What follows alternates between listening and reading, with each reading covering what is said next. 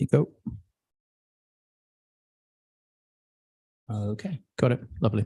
So thank you to Andrey, and over to Thomas and Josh. Thank you very much.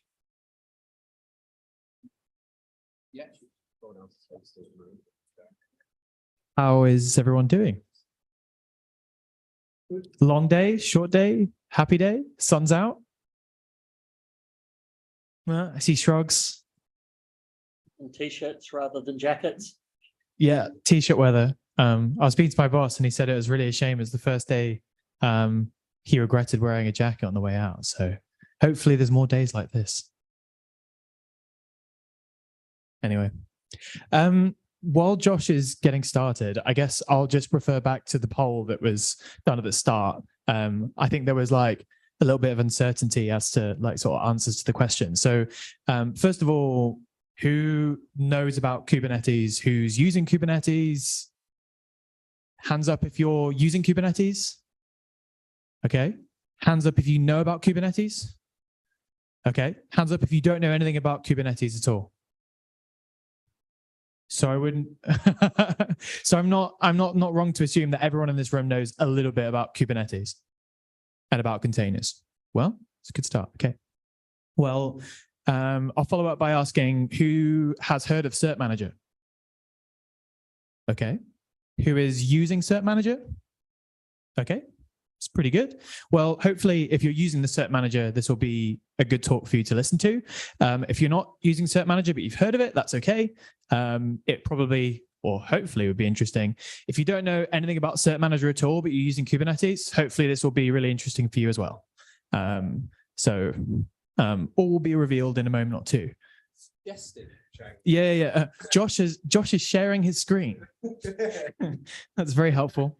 Not with this, but somewhere. Interesting.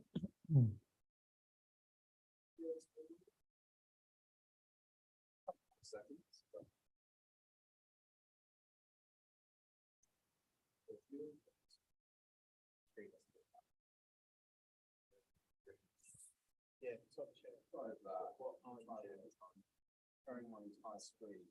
What I tried last time.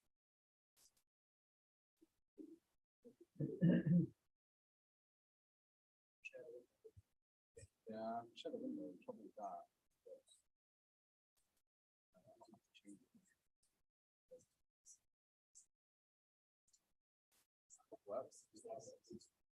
All right. Should we?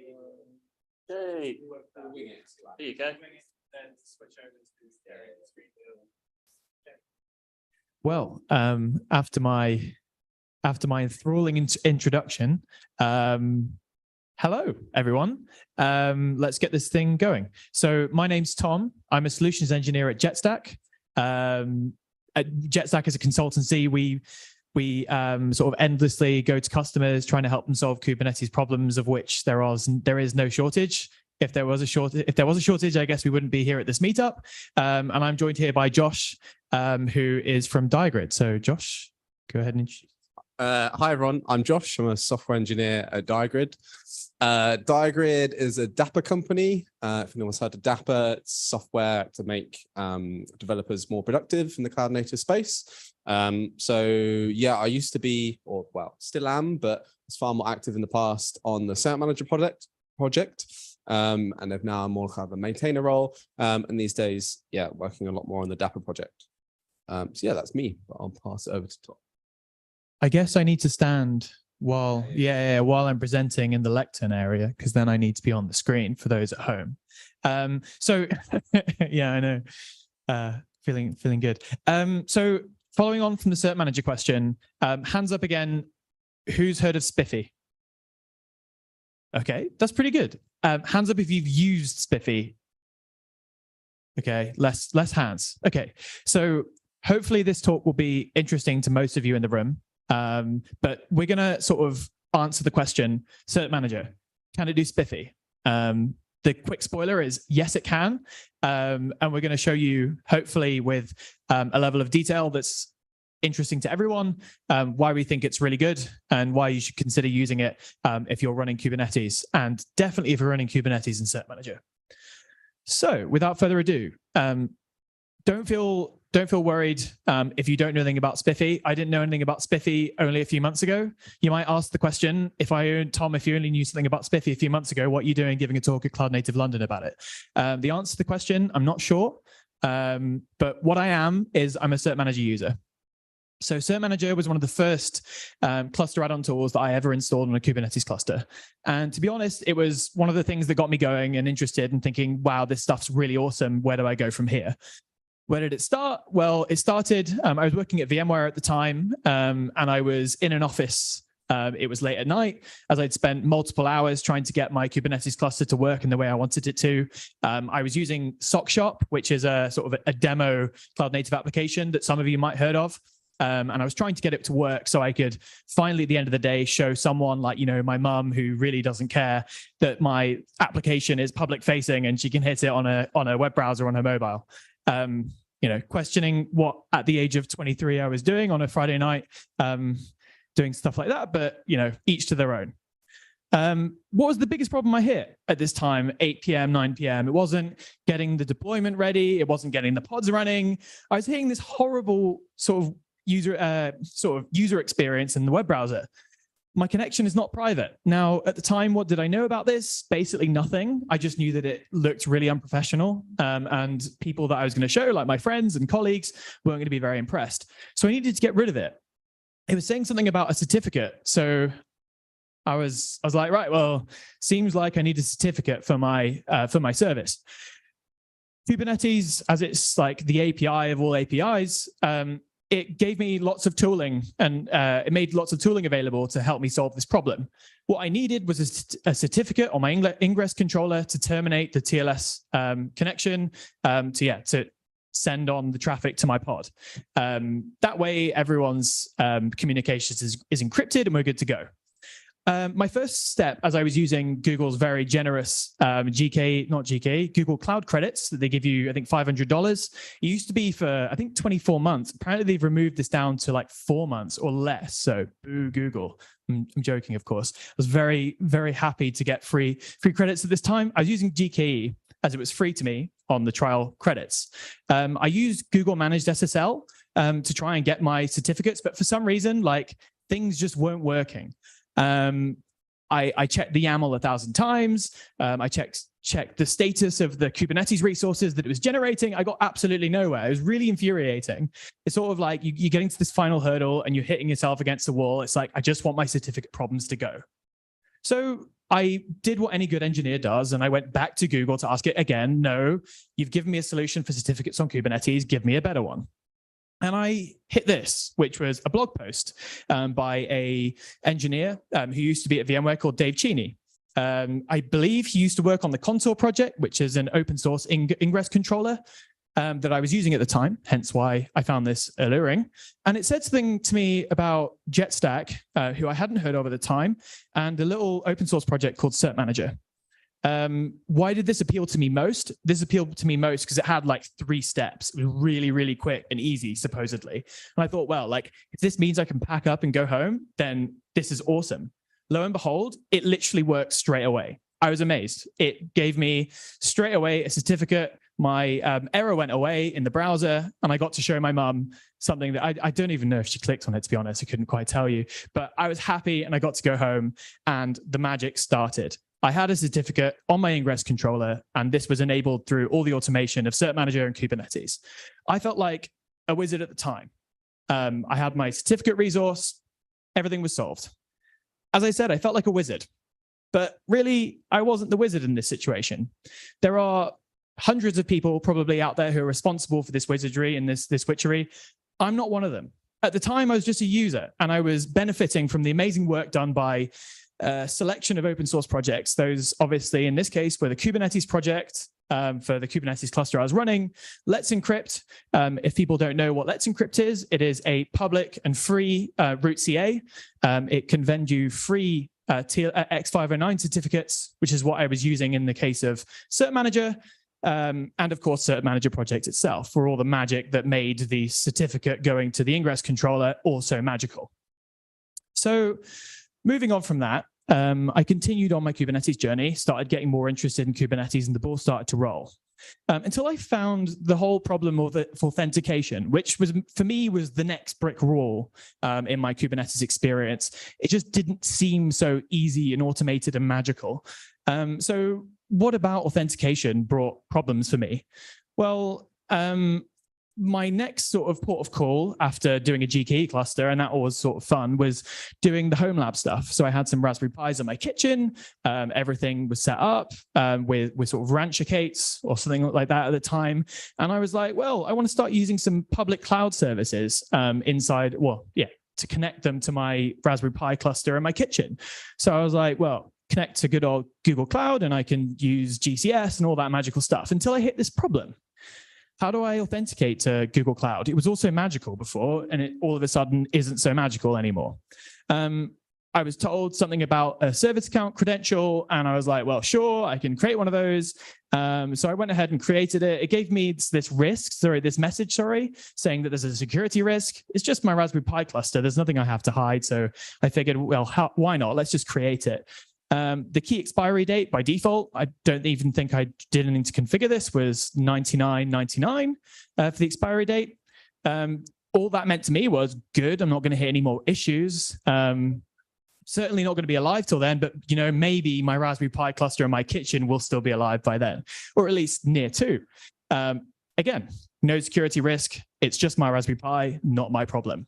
Of course, now I spent some time doing Kubernetes and I'm starting to look into the security space. This is terrifying. The idea that this key is lying around and it's valid into my Google Cloud project for the rest of time, as far as the human race probably is concerned. This is a massive problem. What made things worse? Well, Google Cloud automatically downloads this service account key to a JSON file on your laptop. Brilliant, so convenient. To make things even more convenient, I thought, well, I'll just check it into Git. I can just pull it down wherever I want. And of course, that's an absolute nightmare.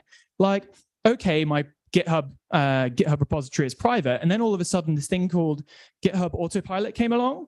And then all of a sudden, my service account key was getting leaked all over the place by people typing in, create me a service account key for Google Cloud.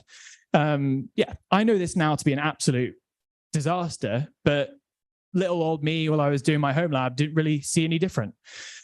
So coming back to it, if I was in the sort of lovely, fluffy world of Google Cloud, there's this wonderful thing called Google Cloud's Workload Identity. Essentially, what it allows me to do, especially inside of Kubernetes on GKE, is it allows me to map a service account in Kubernetes to a Google Cloud service account with some simple annotations, and away I go with some simple, albeit a little bit tricky, but simple modification to Google Cloud IAM. Away I go, I create the pod, and hey presto, magic. Once again, my authentication problems are solved. Except they weren't solved, were they really? Because I'm inside of the magical world, the magical walled garden that is Google Cloud. Of course, by this time I was working as a consultant, so I needed to do things correctly. I got away with things most of the time because most of our customers were doing everything in Google Cloud. I didn't have to hit any of those issues like I did with my Raspberry Pi cluster in my kitchen of, oh, what if it's not all sort of merry and rosy and Google Cloud fluffiness? What happens when you do hit that boundary, which is Google Cloud? You hit the secrets managers. So these secret managers are all very nice, and they're like, if anyone's used any simple password managers on their laptops or on their mobile phones, they're all very similar in the way they operate. They allow me to store my service account keys that I've generated on my laptop until 99.99 in a secure location.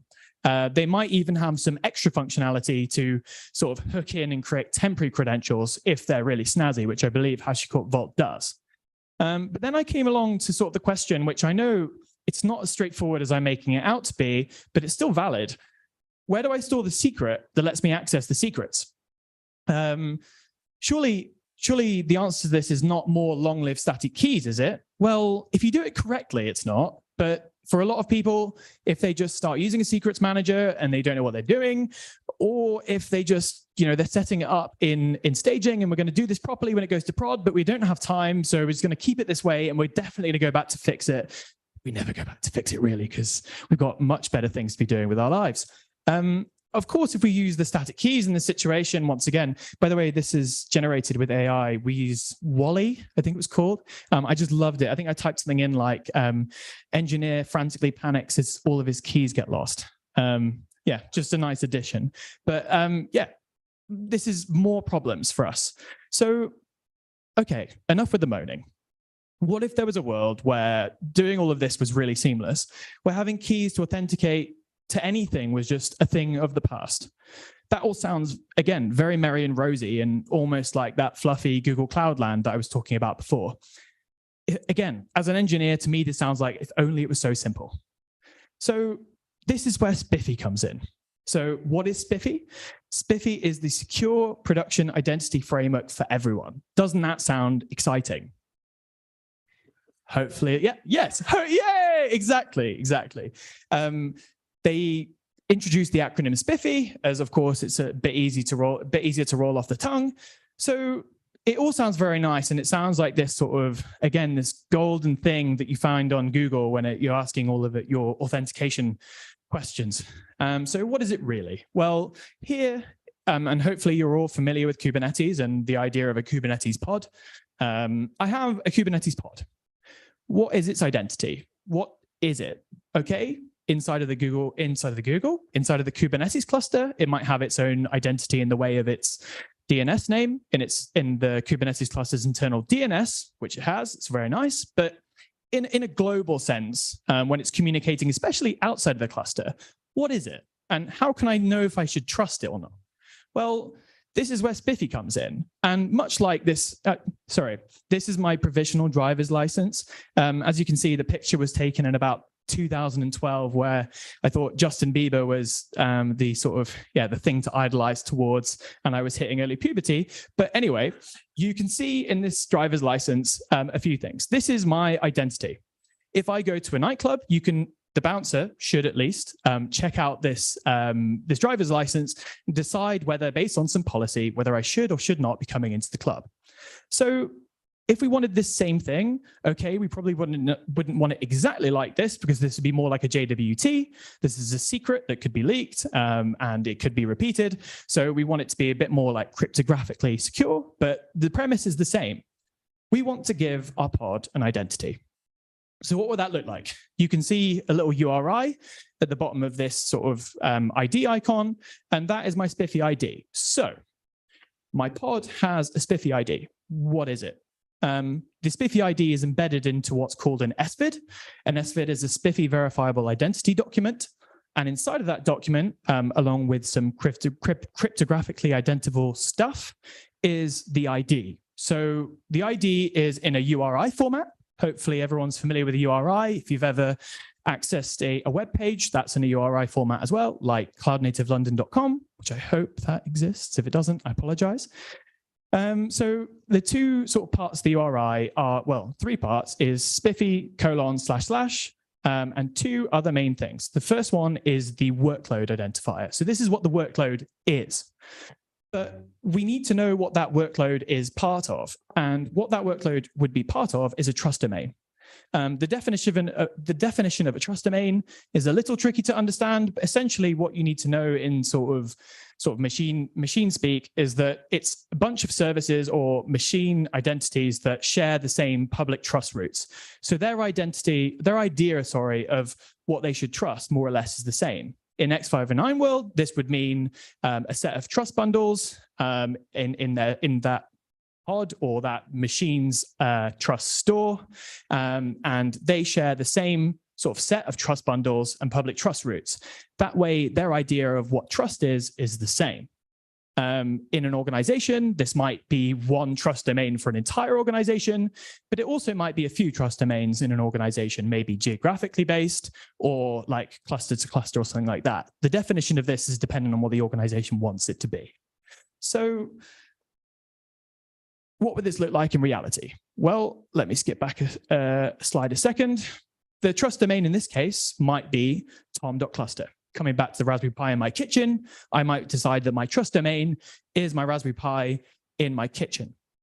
Or if it's tom.cluster, it might be all of my Kubernetes clusters across all of the clouds spread all around the place. They share the same trust domain, provided they have the same idea of trust roots in the trust store.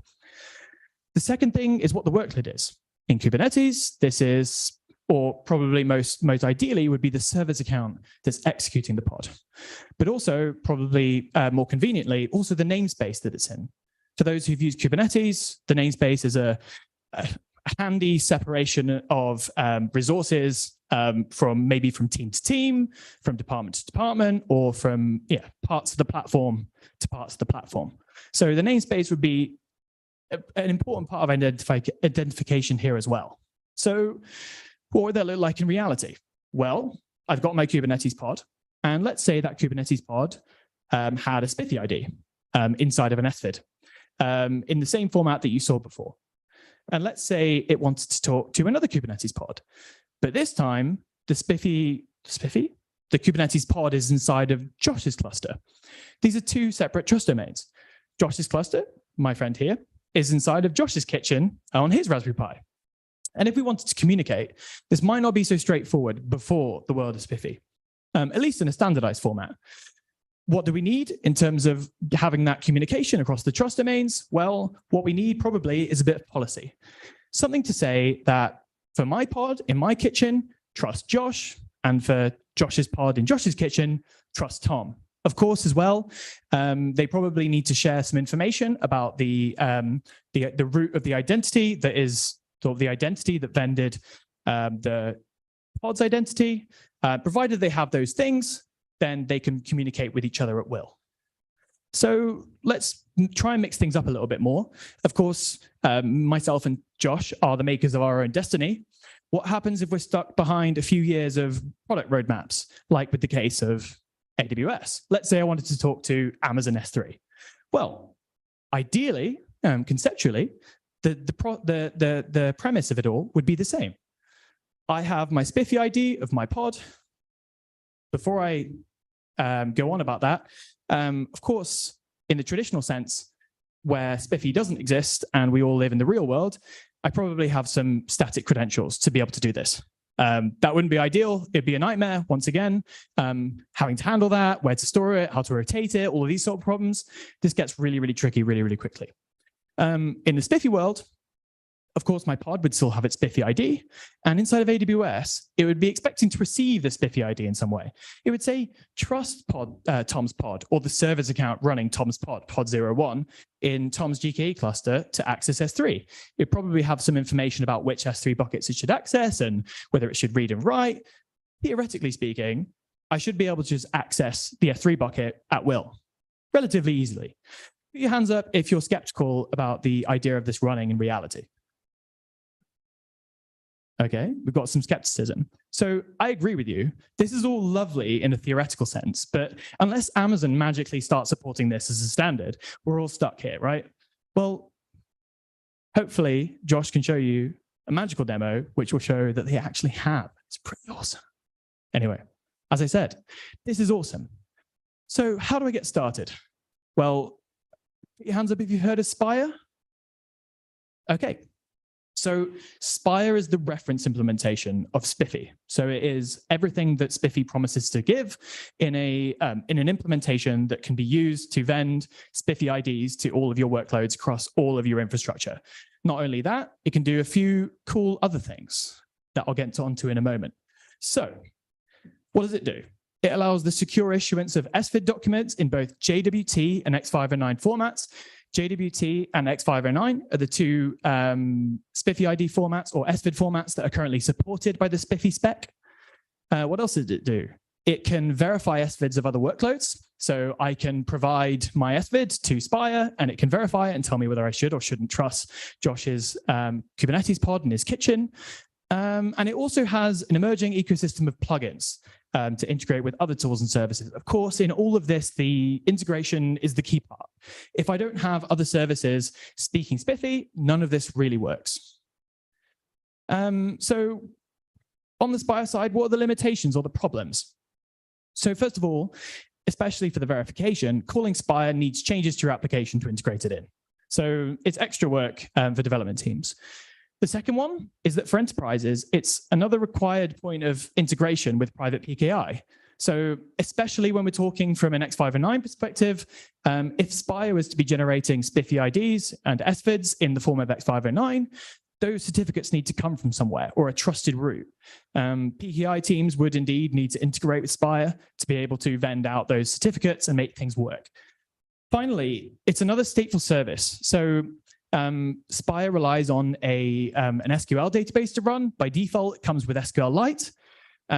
If you were to do this in a highly available configuration, which hopefully some of you might have done, managed other services in a highly available configuration, you can't rely on SQLite. It's probably going to fall over pretty quickly. So you need a dedicated database solution, something like PostgreSQL, MySQL, or a cloud managed service of a similar nature.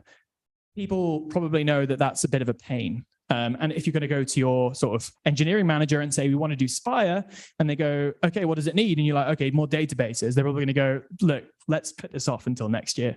So hold on. Let's rewind a second. I spoke to you about Cert-manager before.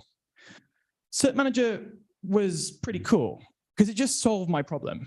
It didn't introduce any databases. It used the etcd database native to the Kubernetes cluster to store all the state. So why couldn't we just use Cert-manager? That might seem like a simple question. At least, I'm a pretty simple person. But indeed, I think some more clever people than me asked this question, and they found some answers. So Cert-manager, rewinding a bit, it makes the world of distributing identity documents more easy, accessible, and safe on Kubernetes. I don't know anything really about certificates. The people who do Cert-manager do, and they automate it for me, and they make it really, really easy. That makes it safe. It provides those identity documents in an X509 format, which is pretty good, which you'll hear more about from Josh in a second. And rotating them is automated and simple. Once I've got my certificate mounted to the pod, it just rotates itself. Easy. It also supports a wide variety of certificate issuers, both private and public. For those of you who do not know, there are many certificate authorities that vend Kubernetes X509 certificates, and Cert-manager aspires to integrate with as many of them as possible, and it's quite a mature ecosystem of integration at this stage. So at this point, this is where I'm going to hand over to my colleague, Josh, who's going to introduce to you the CSI driver SPIFFE. This should be the solution to our problems with using Cert-manager with SPIFFE. Thank you. Thanks, Tom. Can I have the clicker? Thanks. Thank you. Yeah, hi everyone. Again, I'm Josh. So let's talk about CSI driver SPIFFE. I'll go through the theory quite quickly, I think, so we have the most time for the demo, because I think that's when the most interesting parts are. So yes, introducing CSI driver SPIFFE. So what is this? Why do I care? We're just talking about SPIFFE and Cert-manager. That's the wrong way, that one. Cool, nice. So CSI driver SPIFFE. So if you've not heard of CSI before in Kubernetes, that stands for the container storage interface. What you need to know about that is it's another standard in Kubernetes that's kind of open source and open for our native stuff. And the idea is that it gives you a set of protocols in order to provide storage to your cloud native applications. If you've used Kubernetes, you use CSI, whether you know it or not. So if you use secrets, config maps, whatever, that's all going through CSI. Perhaps you've done something a bit more involved, such as, network file system stuff, S3 kind of volumes, persistent volumes, whatever. That's all using CSI. So Cert-manager, obviously we're delivering some like state to our applications, kind of it's a good fit to implement one of these kind of CSI drivers. For the kind of SPIFFE use case, we've developed a kind of SPIFFE flavor of the CSI driver, which is much the same as the kind of normal CSI driver, except we're obviously focused on delivering these SVIDs that Tom has spoken about. So this is the idea that the CSI driver runs in your cluster. It runs as a daemon sec. It needs kind of access to all the nodes, and it provides your pod with file mounts that contain your SPIFFE IDs, specifically your X509 certificates and your private keys that are kind of transparently rotated in the background. Moving on quickly. That one. The benefits of using a CSI driver over, say, a certificate resource that you're probably more familiar with. They revolve around secrets. Secrets are accessible by the API server. That's inherently bad. So it's nice with using the CSI driver. The private key never leaves the node. We use a kind of temper-fest mount, but I can talk about that more later. If you're interested, you can come find me. There's no extra CRDs. So if you've installed Cert-manager in your Kubernetes cluster already, it's kind of easy to use. You're ready to go already. It's just another deployment to install. And lastly, there's no databases. As Tom described, we're kind of basing our last state off the API server. So there's no extra state to use. Cert-manager can only do X509. We were just talking before about how SPIFFE, the two identity document types are JWTs and X509. That's good. JWTs are kind of strictly worse than X509 in the security sense because JWTs are susceptible to relay attacks. X509 is not. So that's good. And I believe that's what it's going to say. Yes, X509 is kind of passwordless, we say, because yeah, you can't. It's not. If you give someone your JWT, they could then use it and impersonate you, and that's not the case with X509 due to the way the kind of TLS handshake challenge works. The other benefit of using X509, the SPIFFE authorization happens sooner in the TLS during the TLS handshake. Therefore, it happens like sooner before the application there. But lastly, as Tom was also alluding to earlier, is that you do have to implement the kind of trust distribution problem. There was a great talk by Ashley, who also works at Jetstack, who's also a Cert-manager maintainer. And yeah, they did a talk, which I think at this point will be on YouTube. So that's a good talk to go watch if you're interested. If you just type in QCon on YouTube and then, you know, rotate roots right round, you'll probably be able to find it. Yeah, good. Great. So what's the bottom turtle? So we're discussing before about how SPIFFE and how it bases its kind of identity. Like to get a SPIFFE ID, you need to prove your kind of identity. And ideally, you should always use a kind of cryptographic way of kind of proving your identity in the kind of automated cloud native world.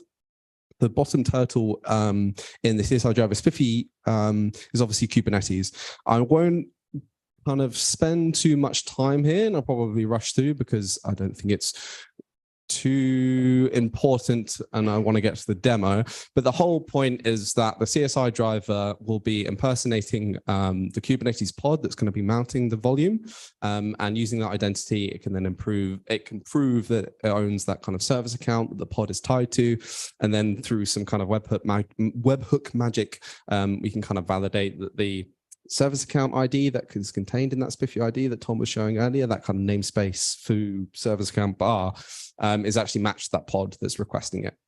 Again, if you're more interested in how this is working, you can come find me afterwards and we can kind of walk through in that in more detail, but I don't think it's too important here. Great, let's go to the demo and let's see if I can get this to work. I'm gonna put the microphone down a second.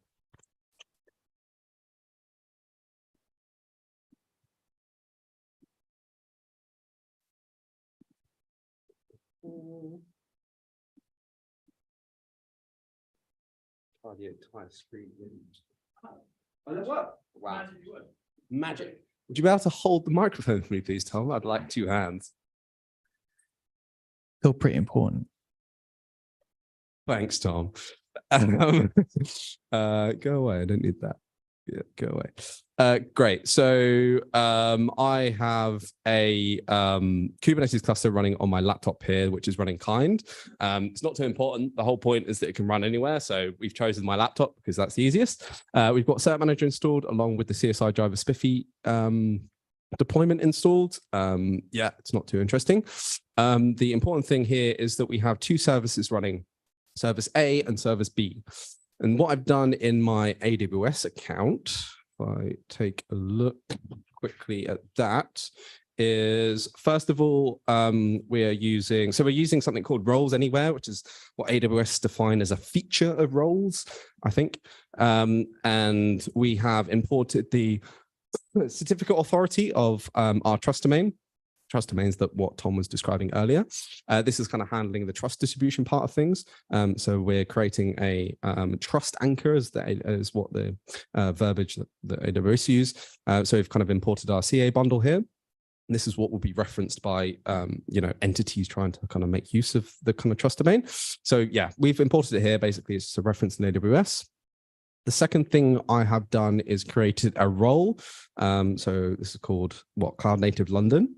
And this has access to an S3 bucket. I'm going to give it admin access, but we'll kind of see how we can do more interesting things with that in a minute.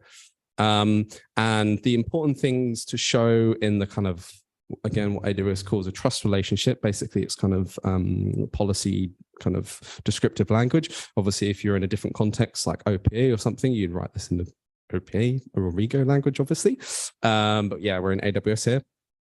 I've created a role that's going to be accepting X509 certificate authentication. And we're pointing that to the trust anchor that I just showed on the previous tab. So it's expecting clients that authenticate with X509 to have been signed from that trust root. And the other interesting thing that I'm showing here is that the incoming clients X509 need to have URI SANs that look like this. So this is what like your SPIFFE ID kind of looks like, right? This is what Tom was showing earlier. And in this case, we're saying that we want to match on Cert-manager.cloud native London, and we want the kind of SPIFFE ID to look like that kind of namespace service account thing here. You can obviously make this look like whatever you want and whatever kind of tooling you use for AWS or other kind of policy kind of mechanics you have in your particular organization. You can do that here, but it's kind of demonstrator purposes. This is the kind of what I've gone for. Then lastly, AWS has this kind of feature where you can implement kind of what we call kind of like middleware, I guess, during the kind of authorization flow where a kind of client authenticates and what they call like a session policy. So when a client wants to get like a session set up with AWS, when they authenticate, they go through this kind of middleware step. The important thing I want to show, though, is that I have two statements here in my kind of middleware session policy part. One of them is called statement 1 and is able to put and get objects from the S3 bucket, from this S3 bucket particular here. And we're going to match on app A instead of, so before we had like a wildcard there, now we have A. And similarly, my statement 2, this one can only get objects, and this matches on app B. This is all a lot of words, just say that we are writing in the kind of SPIFFE context to say what particular identities allowed to do what. And the point here is that we're not talking about AWS stuff, we're not talking about GKE stuff, we're not talking about Kubernetes stuff, particularly even. We're all talking about SPIFFE. And the important thing, or the kind of powerful thing here, is that we're kind of, regardless of where we're writing our policy or whatever it is, we have that kind of consistent identity. So, if and when Google supports kind of this kind of string matching on X509 attributes for them, or, DigitalOcean or Azure, whatever it is, we're always talking about the same identity. And therefore, the Raspberry Pi I'm doing at home has SPIFFE ID, the, production workload that I run in GKE for Just Eat, they're all in the kind of SPIFFE language, and we're all kind of talking the same language. Cool. So to show this in action, thanks. Let me go to my terminal. So it's a fairly kind of trivial example, but to kind of prove that the things that I just showed on the screen are actually doing what they're supposed to be doing, is that, I can see that if I write to my S3 bucket, I have Cloud Native London squatted for S3. Taking bids for whoever wants that. You can see that that command exit 0. I didn't get any error message, which is good. Service A can indeed write to the bucket. And very excitingly, if I copy whatever's inside the bucket out, it should produce the text hello. Wow. And if we go to our service B, which you remember that I wrote the kind of session policy for, which denied it to write to the bucket and allowed it to get, so we can prove that if we copy out of the bucket, it should say hello again. Wow, technology. And then if we write to the buckets using not hello, hopefully, oh no, that's a bit low on the ground. Maybe if I do that, you can see that we got an access denied. Obviously fairly trivial, but you can imagine if this policy obviously scales. And the important thing here is that we're having identity based on, in this case, our Kubernetes identity written in AWS, and we're able to write policy about that. So, if you write policy on particular namespaces, give those to your developers, they can go ahead and use their SPIFFE ID.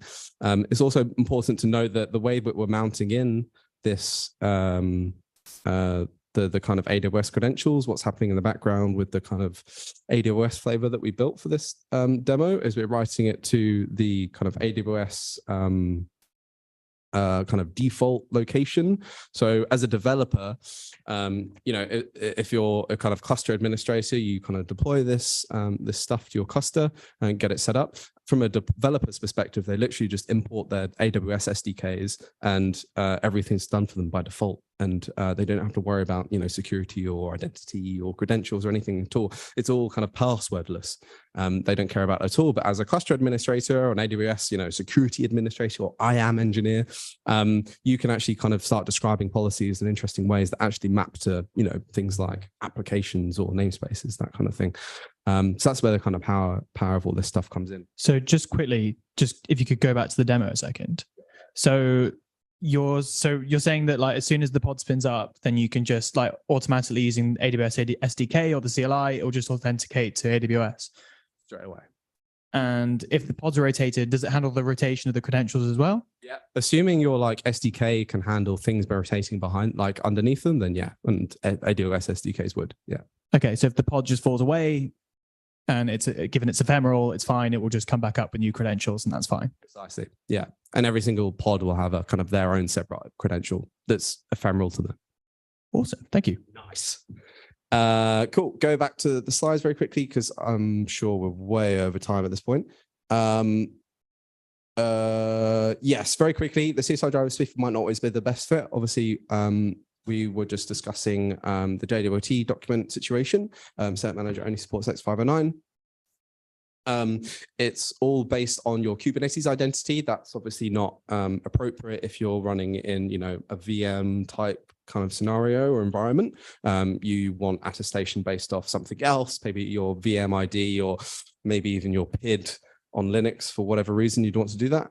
And we don't implement the workload APIs, so the kind of trust federation or kind of various other kind of workload identity, workload APIs that Sapphire supports and is in the SPIFFE kind of specification. But whatever you do, obviously do use SPIFFE because it's the best. Cool. There is the link to the GitHub for the kind of AWS flavor of the SPIFFE CSI driver. And on the right is a great talk for an introduction about Spire from the Spire maintainers if you want to learn more from them. But I believe that's the end of the talk. Thanks.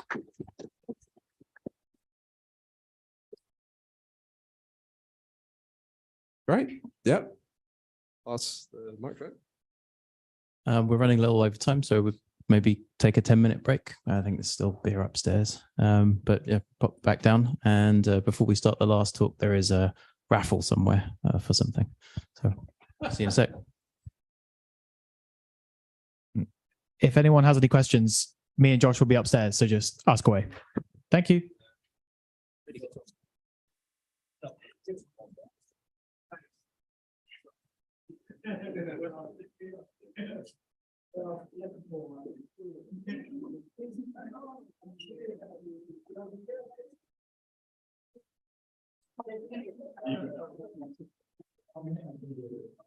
If you be lazy, how about you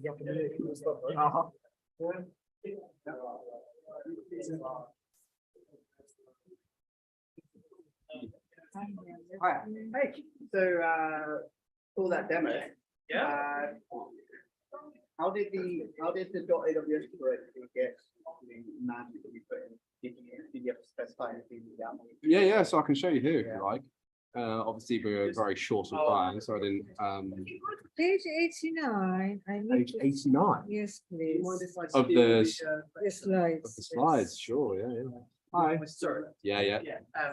Go So to Josh will show you in a minute, 89. but basically, we modified, it's available on the GitHub. That's it. But we basically modified the CSI driver that when it, just before it mounts the SPIFFE ID to pod, it also calls it AWS to 89. it what's it? authenticates AWS to get the temporary credentials. Okay, It's so a there is a temporary IAM account being created. So basically, we roll anywhere. What it does is it allows you. So yeah, so there's an role which I'm not really going to demo anything. So and there's a policy in roles anywhere that allows sort of extend what it can. So what it does is it gives you back temporary credentials from the STS API. Yeah, it gives you back temporary credentials for that, so that you can authenticate to AWS with those credentials, and they refresh at the same time as the SPIFFE ID itself. In an ideal perfect scenario, you wouldn't even need to go to the STS API. That's just to give flexibility to like the older style of authentication. But those credentials don't need memory. They go to Does it also does it also set environment variables that possible? Say the AWS SDK knows where to get the credentials. Yeah, totally. Those credentials are available in files. So at the moment, that capability is not natively but we are wanting to make that like part of the experience inside our experience. And if there was a use case for that environment variable stuff, then if you're familiar with CSIs, yes, I am. there's the volume attributes field. Yep. And usually there's like what you can do is the configuration of the volume attributes to be able to like tell it what you want to do. So in the version we've got it, you can configure it to like communicate to AWS yourself. Whatever ARN the So we've got this problem. We use both, and we use both secrets engines and have temporary but the pods themselves need either a dynamic container to go and that has access to a Vault token to go and Vault to actually go and create its stuff. So this You're asking about the. I was asking how the. So we define our volume here, and we give it particular parameters. So we want to say we assume this role, which is what I showed before. The trust anchor we want to use in the cross chart file. That is a Kubernetes volume, literally, and then we mount it to /.aws. Okay, cool. And it knows exactly the format of the file that the SDK requires. Yeah. So in our kind of flavor, it's what we've written that's kind of on the link. Where am I?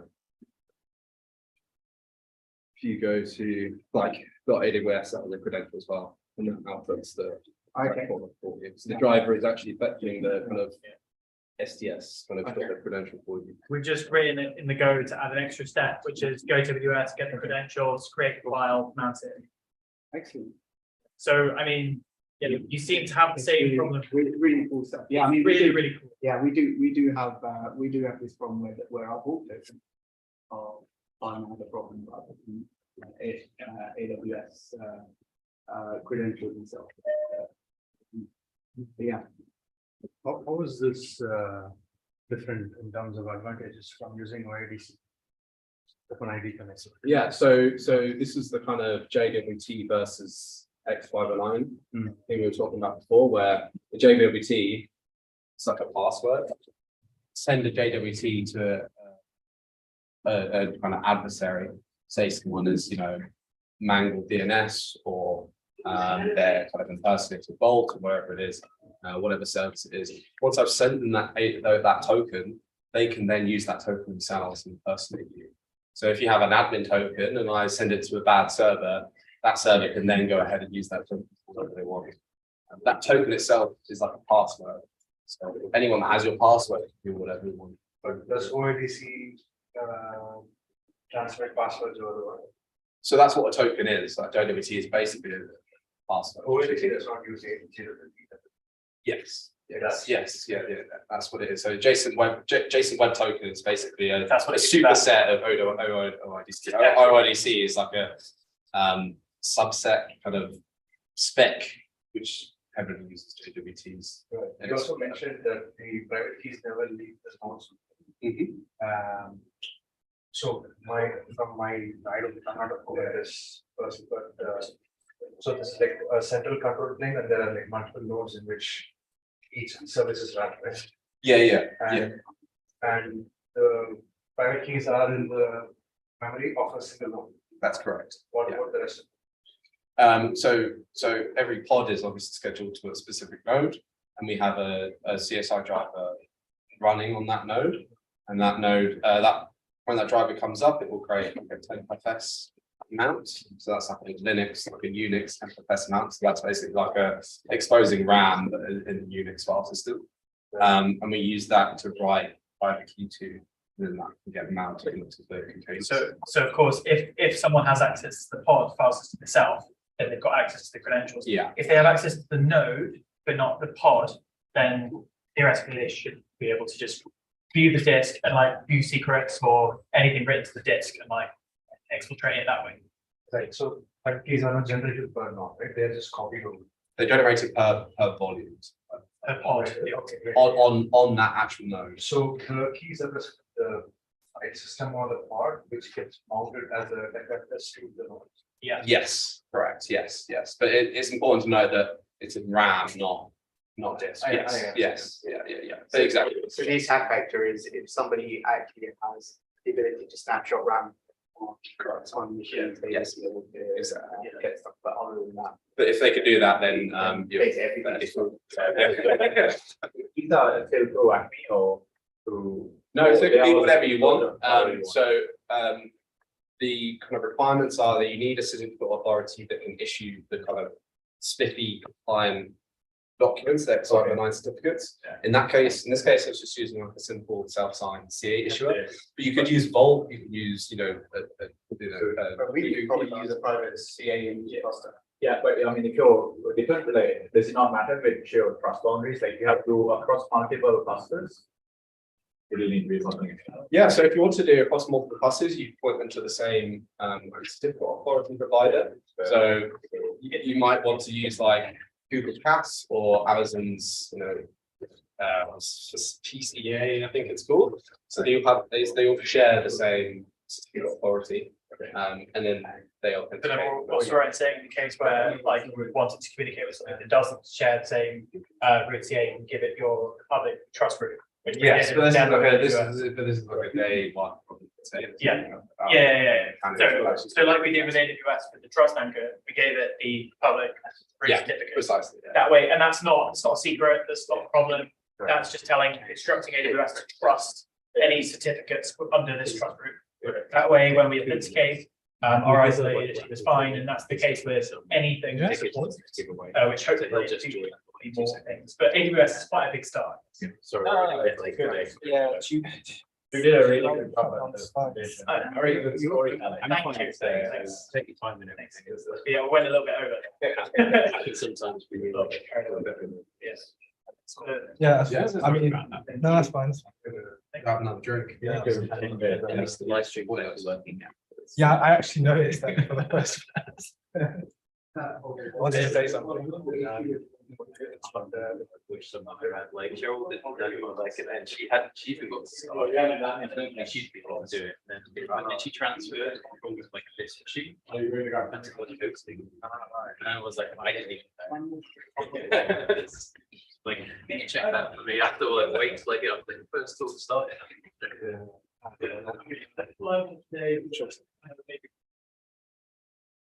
Yeah, no. Yeah, some good talks there.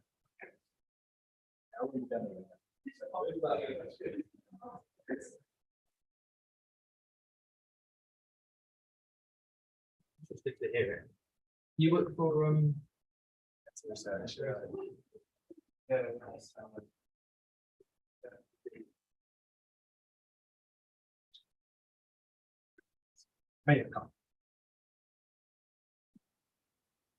always think like what do I do? I invest or at worst I help with buy fast food. It's not going to deliver the best food they can buy. Or Fulfilling work. Yeah. I mean, like during the pandemic was nice because really the thing that I like about Just Eat is the marketplace. The marketplace is, just like helping support businesses. Is that, So is that like a specific product? Really? That's the original Just Eat is not all of the sort of like partnerships and all the big sort of, fast food companies. It's just ordinary people being able to use a website and an app to, have people order food from them. And it works really nicely. I think we tripled that or something over the pandemic. And it was nice to think, well, can't go out for a meal, but you could order some food in and just, you know. It's expanded. Yeah, we're doing everything now. Yes, it would be interesting to see how that goes, because I don't know, a lot of the businesses that were doing, you know, like grocery delivery and stuff kind of stopped or didn't do very well. So like you do have the advantage of being like a gigantic business. Yeah. Maybe it'll work out for us. I mean, it's yeah, that's a whole. Oh, I mean, all the tech companies have discovered that, well, they thought everyone was just going to keep staying inside and ordering online as soon as everyone could go out. But they were like, yeah, we've beaten them. It's quite handy though. You use the co-op one. There was one near me. And if I was like out or something and working from home and like I can't make a cup of tea out of milk or something, they have like a, you know, really short delivery window. Yeah, I mean, I use it when They're very lazy. I use it when it's convenient.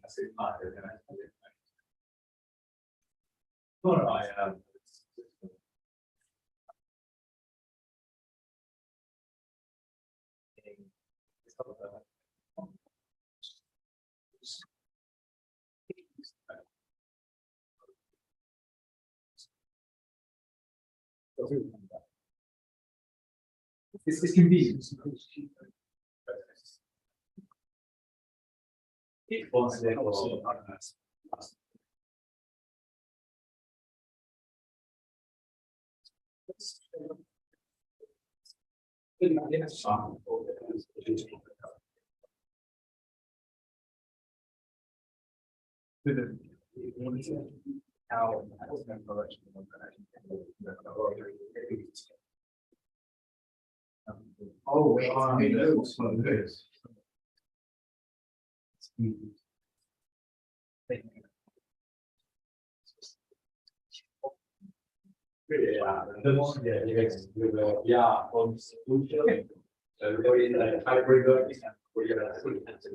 Problem.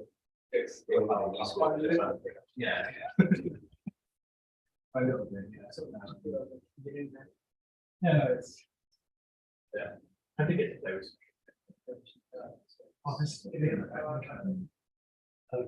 So I remember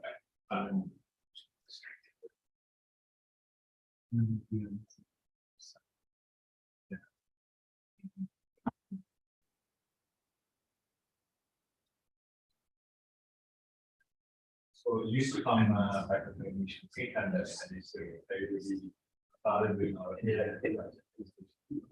The public is not really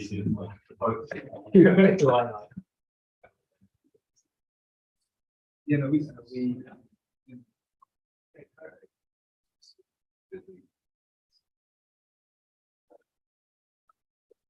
a lot of people will show. yeah. I mean, we'll see it.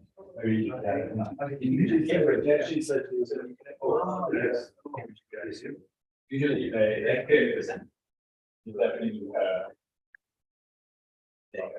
very similar. Yes. Absolutely. For yourself, when you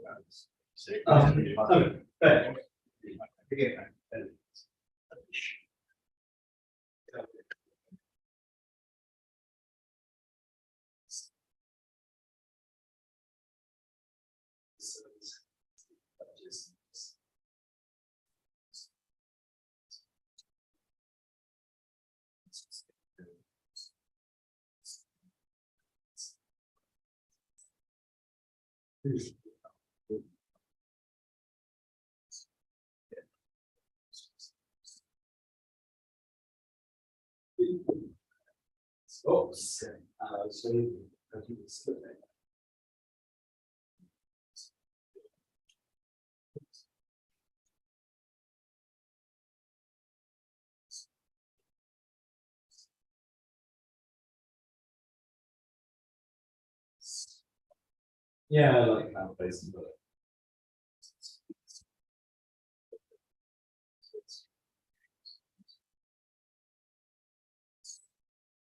Genesis.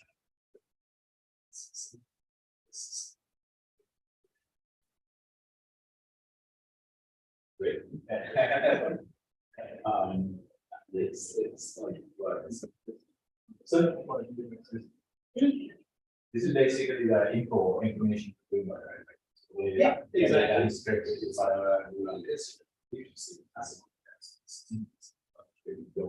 But yeah, you can. It's like teletext, keywords.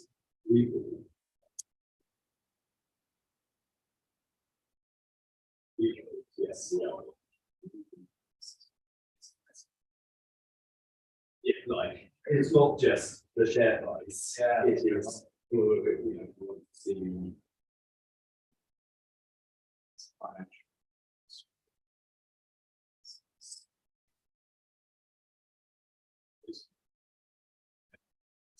which bring that decades for that.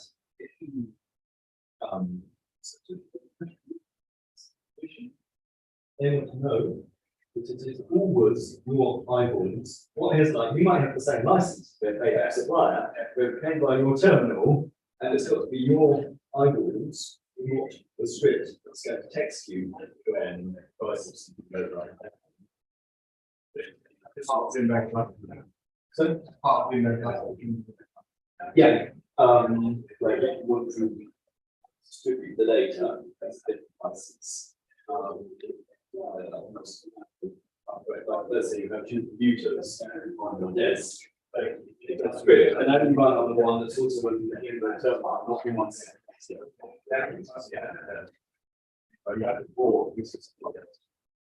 They don't have years in that time to do it. So you don't get any passwords about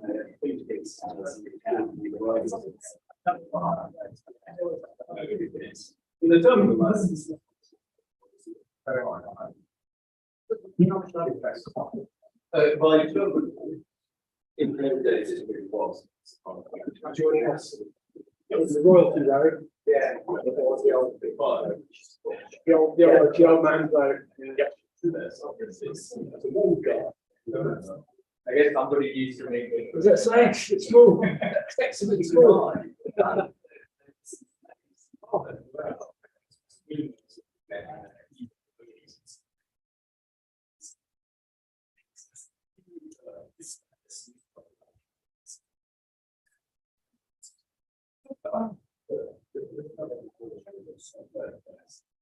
We speak it roughly. Yes,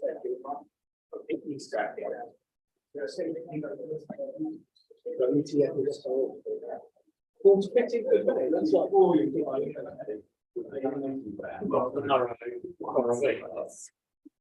or his statement. We must get tickets. Really want to be there.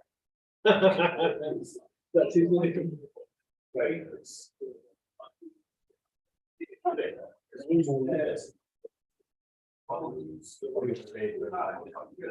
Right. Everyone.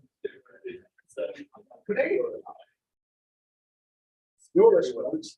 Go on it. Like two people there because I mean, yeah, just needed this and that. It's really hard.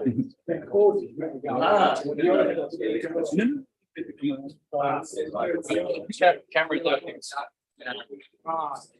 That's the right.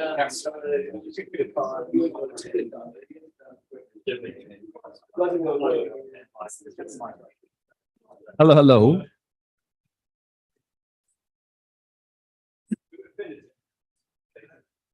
Then let's start. Okay. Hello, I am Taha. I'm the organizer of Google Cloud Native Istanbul community. And actually I am in London for just 2 weeks. And I have a free ticket for WTF is SRE event, which is powered by Container Solution. And I asked to Cheryl to give away this ticket to Cloud Native London attendees. If you want to join this ticket raffle, just open this link. You can scan this QR code, and we will do just a very simple raffle in a minute. Just enter your name, and it will be full 2 days event on tomorrow and Friday. And actually the ticket worth approximately £249. If everyone is okay, then we can just run the raffle. Thank you.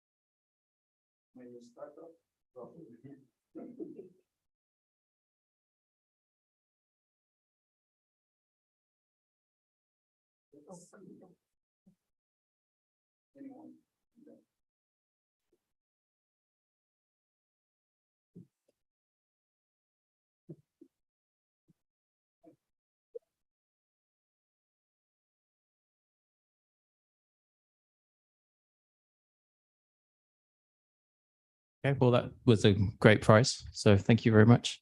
And now the final talk of the evening is David from Cancer Research.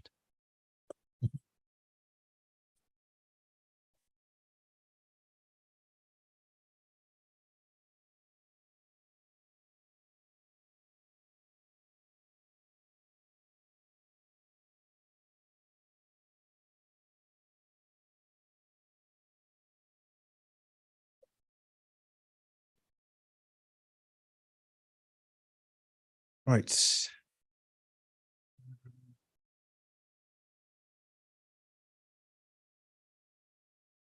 Brilliant. Right.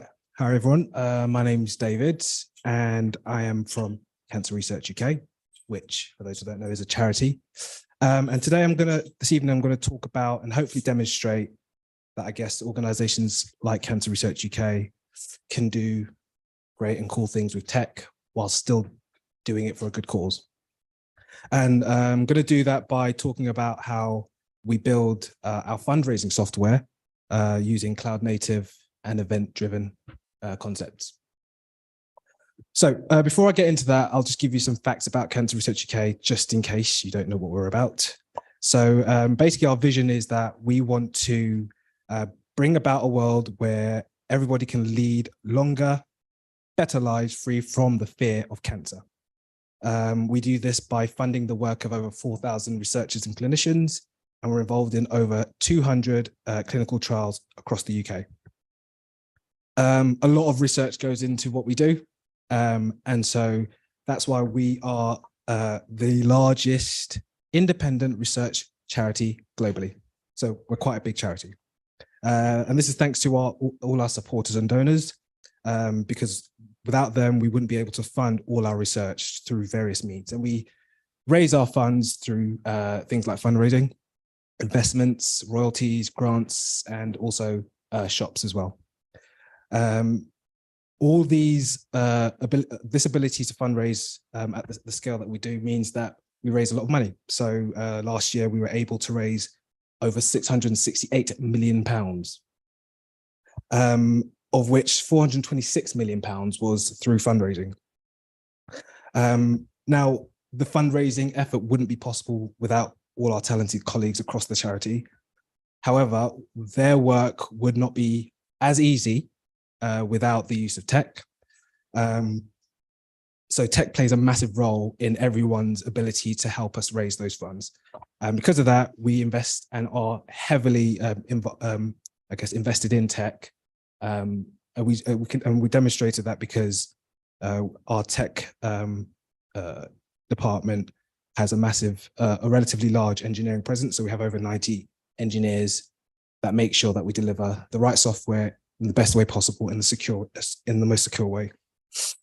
So I'm going to talk about I'm going to use some of our fundraising acts as I guess case studies as to how we use cloud native architectures and event-driven architectures as well. And then I'm going to move on to our tech stack and why we use that tech stack. But first, I want to give a brief history of our journey into the cloud. So I've been reliably informed that our first use of an actual cloud native function was in 2015 when we built our first Lambda. Don't know what it was for, or what it did, or whether it still exists, but that, I guess, lit the spark for us to actually start taking it seriously as an organization who wanted to use technology to further our cause. Another reason why we then started to get more interested in cloud native technology was around that time, we decided to break up and better serve our key functionalities and products. So we adopted a product-centric operating model. And we also started adopting agile methods, which in 2015, although that's nothing new for a charity, it was probably something that it wasn't very easy to do. So we wanted to respond to that from an engineering perspective. We wanted to move at pace. So we started to ramp up our engineering presence as a result. And we did what we could to allow us to build products in the way in which the product teams needed to within the space that they could as well. And this worked at the time, and it's, I guess, to a degree still works. However, what we started to realize is that we were running into a few challenges, which meant that actually supporting our products was becoming increasingly difficult. So we ended up having a very diverse app estate. So we built our products using multiple languages, PHP, JavaScript, .NET, using different platforms such as AWS, Acquia, and other platforms as well. And this started to restrict our ability to actually move at the pace that we wanted to continue moving at, because we had multiple single points of failure. We couldn't just throw money at it because, we fundraise and we have to use the money responsibly. So we were in a bit of a difficult situation because our products weren't evolving in the pace that we wanted to. And one of the other challenges that we were presented with was that we couldn't maximize or utilize our data properly because all the products basically consumed and generated the data in very disparate ways. So with that, we decided that we had to do something about it, because if we can't use our data, we can't better serve our supporters and we can't maximize our fundraising potential. So we decided to develop a new engineering strategy that addressed a lot of the challenges that were present in our current, I guess, operating model. And this engineering strategy focused on, I guess, a few things. So we wanted to empower our product teams to deliver their products end to end with no restrictions, well, as few restrictions as possible. So they would own the software development life cycle completely. We wanted to, I guess, use fewer tools and languages that were more effective and could actually achieve our strategic objectives. And we also wanted to make sure that we were able to grow in the right direction and, I guess, adapt to changes that were moving forward. And I'll get to what that actually looks like strategically.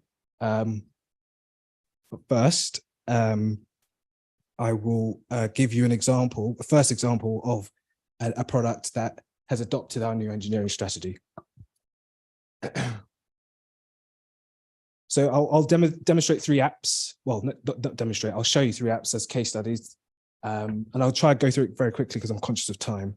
But the first one was our activity management product. So this product allows our supporters to sign up for activities offered by Cancer Research UK. So it could be a sports activity, a Facebook challenge, anything that's not necessarily a live event, you can do in your own time, but still fundraise for.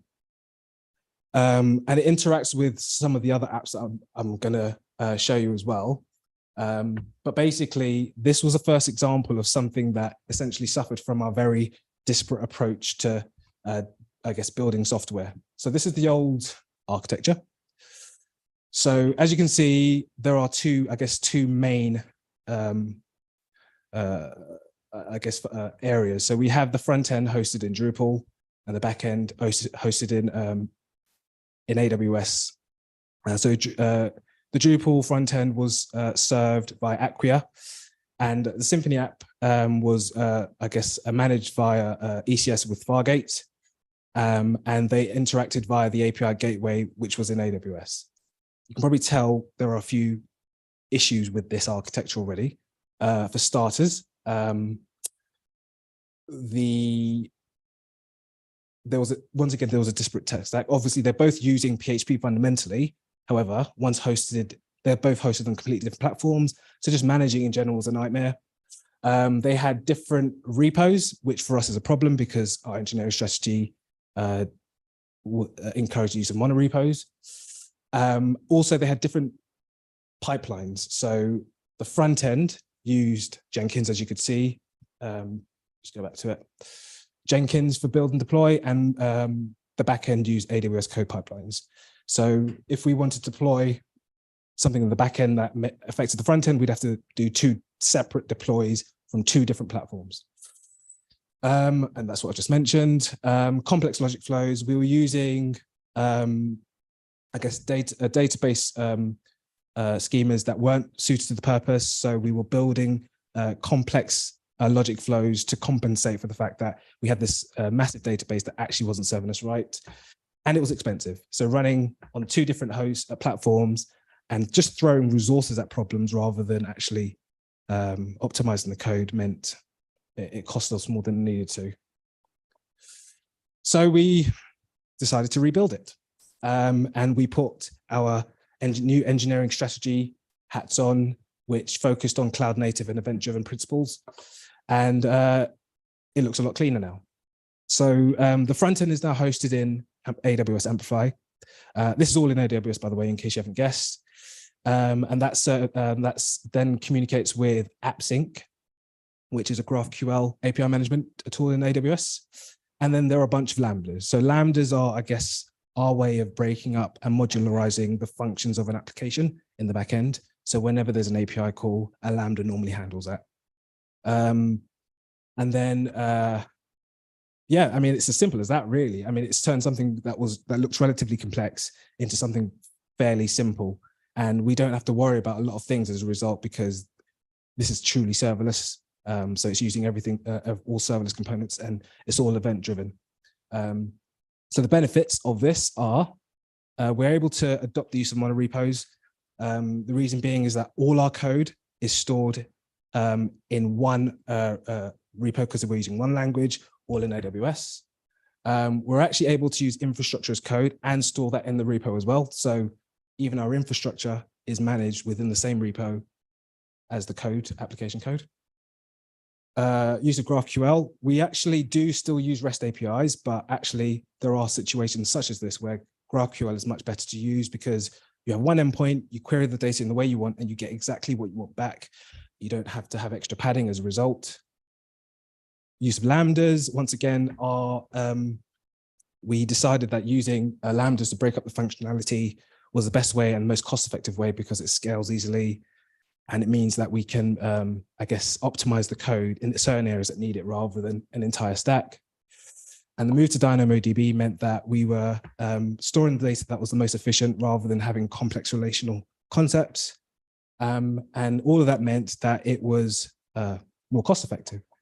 And also one of the key bits was we could automate our CDK pipelines because we were able to then create a situation where if someone, raised a pull request, we could use the CDK code to, invoke a GitHub action that when a pull request is raised, it creates an ephemeral environment for the reviewer to actually review the code so they don't have to build it locally. And once that pull request is closed, then it just destroys it. So it saves time and actually saves money as well as a result. So that was activity management. Our next one is online payments. Online payments handles all our donations and payments for all our external facing products. So that is through events management, online fundraising, and our e-commerce. And also, if you just want to donate, you just go to that. So it generates millions and millions of pounds for us, and it's critical that it stays up and it's always working. So this is our old architecture. It's very classic style. These are basic, layered basically. So you've got a server for the core. The product was called Dots in case you weren't aware. We had a server for the database and we had a server for the tasks. And then we had essentially single page applications for all the various front ends that we served to our supporters and also our admin team as well. You can assume that there was some serious problems there already. First of all, because it was an off-the-shelf product, which I failed to mention, but it's an off-the-shelf product, so we relied on the third party a lot. For something so critical, that meant things took a lot more time. So if there were issues, we weren't guaranteed a resolution in the time frame we wanted. It was a black box to us. We didn't know it wasn't open source, so we didn't know what was going on, what they did to improve things, and whether there was a guarantee it wouldn't happen again. Outdated architecture, as you could see, it wasn't really cloud native. Although it was hosted in the cloud, it was basically a very what we would consider outdated architecture. There was challenges with scaling. It handles all our payments online, so we need to make sure that for things of campaigns such as Stand Up to Cancer, Race for Life, and various bake-off shows as well, those create spikes in traffic. We didn't know what that would look like in that platform, so we overcompensated. We just chucked as much resource on it because we didn't want it to go down. And so we were always paying for more than we needed. And the release process was challenging because of all of that. And that made it very expensive because it had to be hosted on a secure cloud platform. We couldn't just host it in AWS because it was handling payment data. So once again, we went crazy with Lambdas and started to break down the functionality based on what the user needed to achieve. The front end, and I'll go into details to how we utilize Amplify in another example. But the front end is hosted on Amplify. We use API Gateway this time for this one. And then each Lambda is a specific function. So generating a transaction, authorizing refunds, actually applying the refund, and other bits and pieces. We use serverless data stores as well. And then the API Gateway then allows other products to then use the payments web service to generate payments as well. And then all of that information gets sent to our payments processor, which is Braintree. And then there is an arrow leading to an event bridge icon because whenever we do receive a donation or a payment, that's a big deal. So lots of systems want to know when that happens. So when that does happen, a bunch of systems are made aware via event bridge.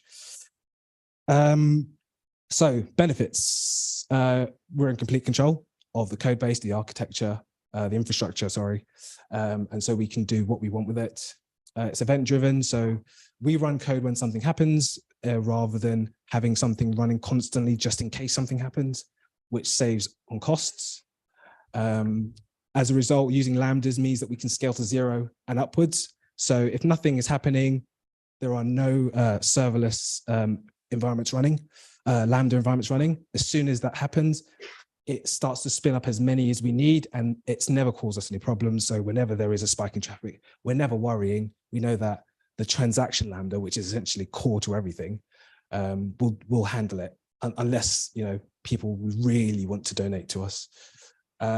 Improves our CI/CD pipelines, so we are able to integrate with our change management process. I mentioned before, we build ephemeral environments for pull requests that can take advantage of that.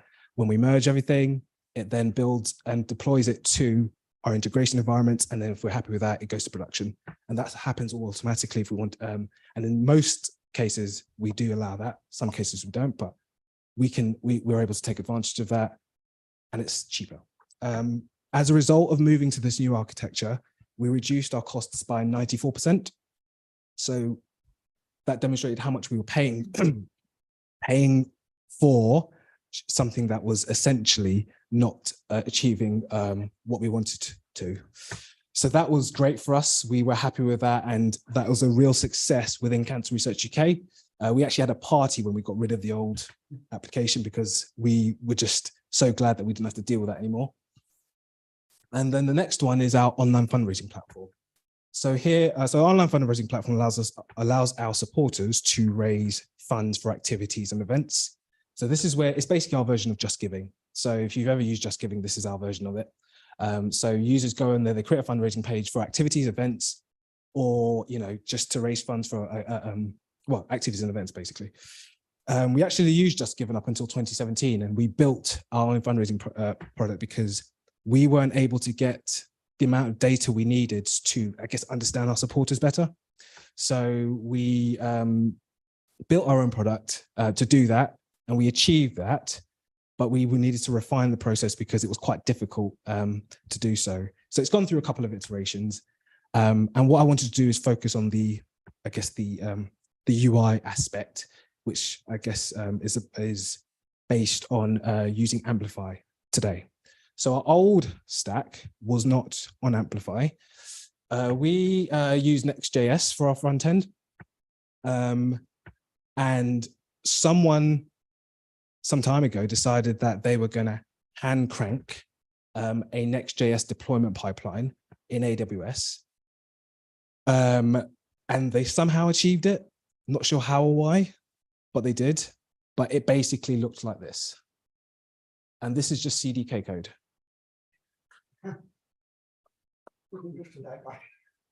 I wouldn't call it kudos, no. But basically, there was a bunch of stacks written in CDK that handled, and this was just the build and deploy. So I think this goes back to us, I guess, not sort of following a standard. We over-engineered a bit, and I guess we feared vendor lock-in to some degree, so we wanted to be very clever with it.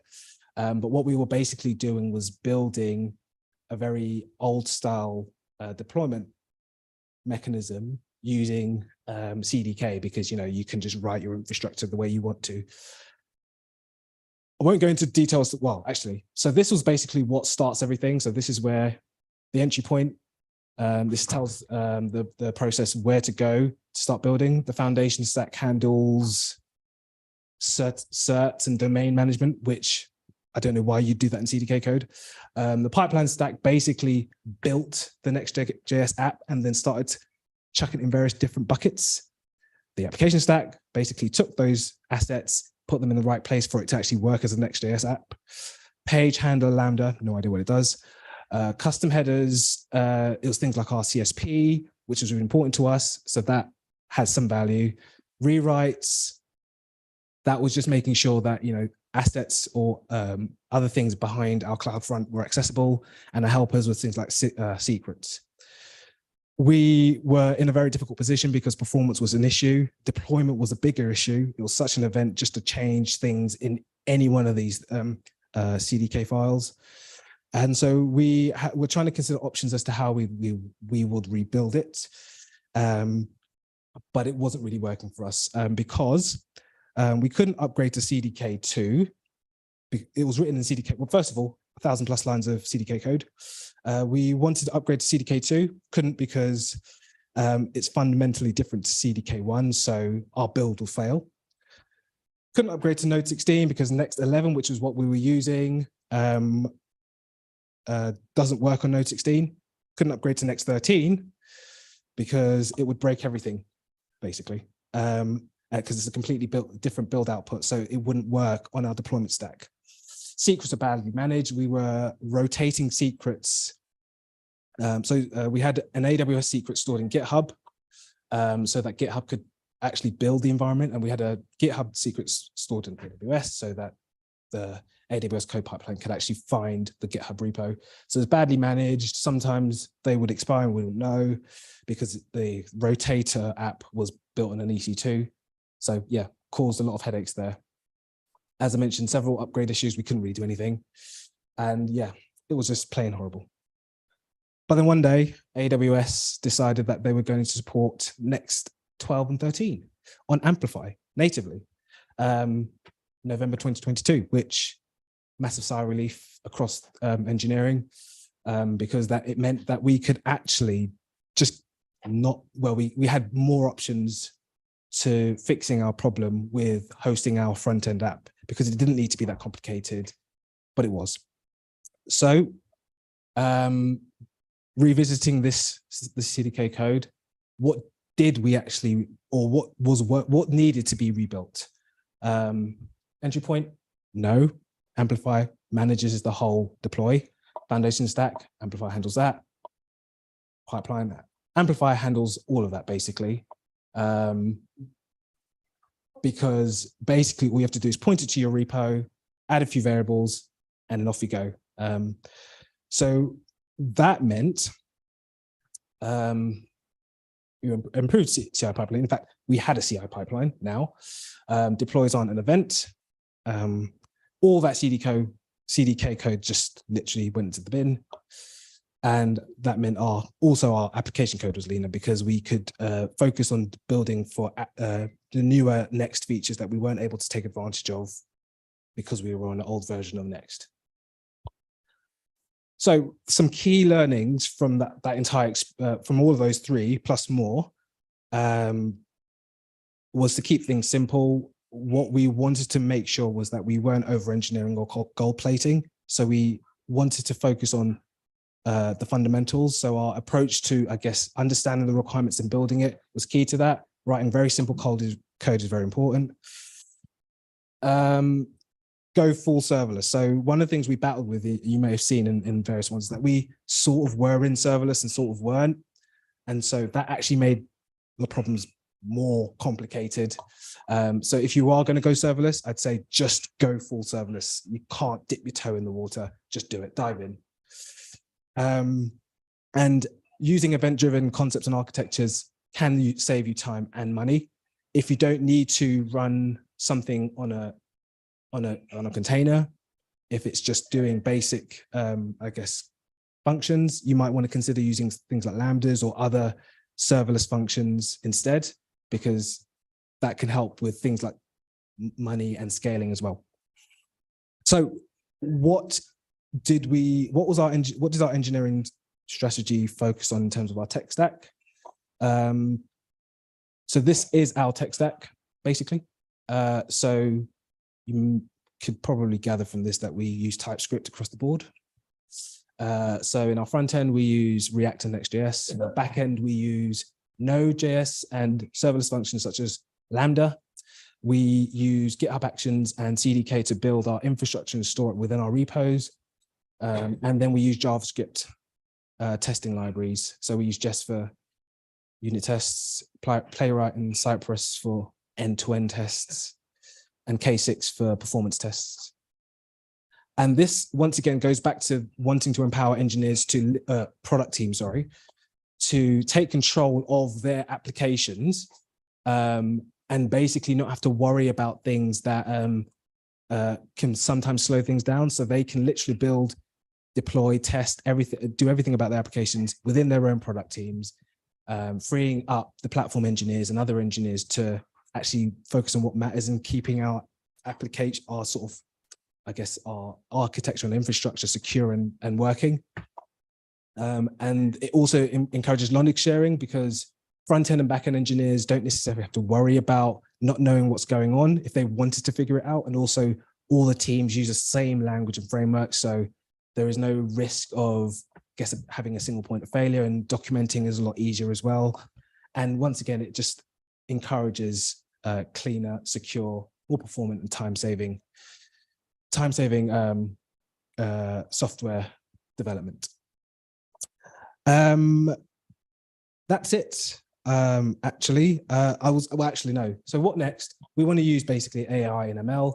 So we are exploring our options there. We recently started looking at GitHub Copilot. So we're going to roll that out to our engineers. But in a more practical sense for our supporters, we want to use it for things like propensity modeling. So figuring out where is I guess a supporter most likely to donate. Maybe using a chatbot for our cancer information services, where people have lots of questions and we can generate answers rather than using our cancer nurses to respond to them directly. And then also just, I guess things like in the more research side of things, early prediction of various cancers, which we're doing already, but we need to build on that. Aside from that, we're not entirely sure what's around the corner. So we work with other organizations such as ourselves to sort of get learnings. We're starting to go to events like this to make sure that we know what's out there.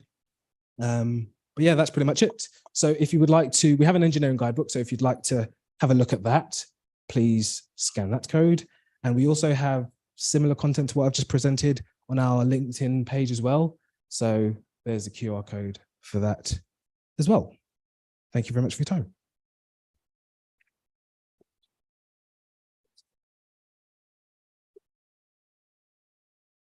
Any questions?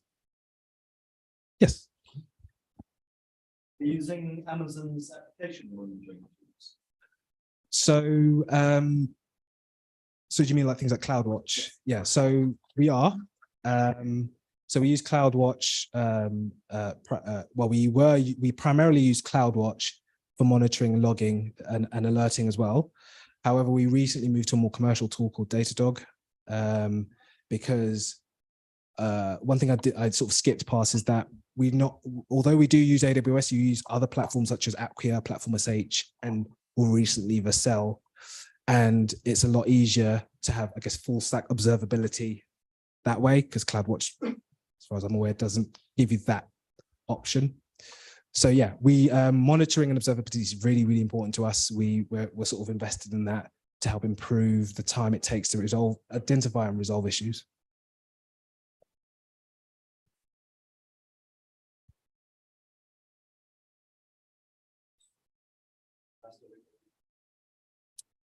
So are you talking just in general? Okay.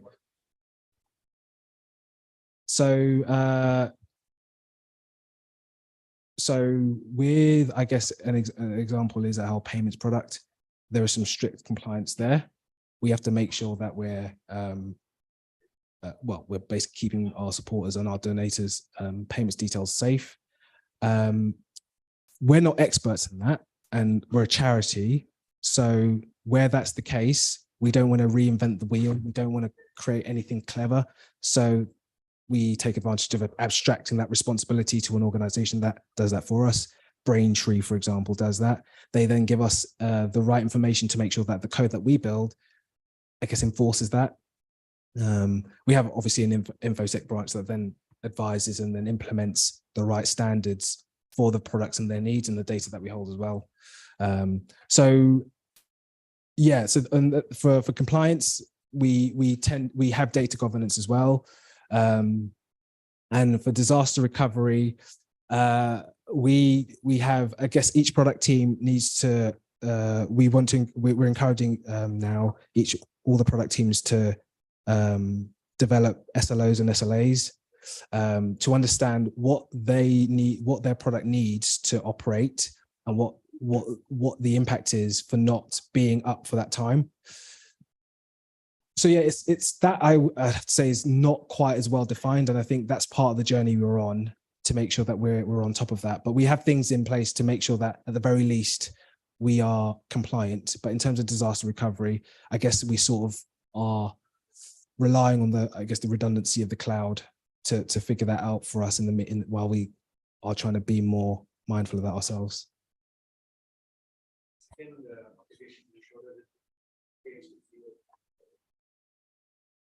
what are the timelines we're not? So